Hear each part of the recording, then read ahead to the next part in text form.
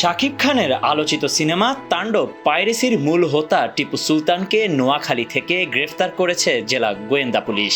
মঙ্গলবার রাতে বিষয়টি নিশ্চিত করেন নোয়াখালীর অতিরিক্ত পুলিশ সুপার মোহাম্মদ ইব্রাহিম। এর আগে একই দিন বিকেল 6:45টার দিকে জেলা শহর মাইজদির মোহাম্মদিয়া হোটেল সংলগ্ন এলাকা থেকে তাকে গ্রেফতার করা হয়। টিপু সুলতান নোয়াখালীর বেগমগঞ্জের জিরতরি ইউনিয়নের 4 নম্বর ওয়ার্ডের কালিকাপুর গ্রামের খলিলুর রহমানের ছেলে।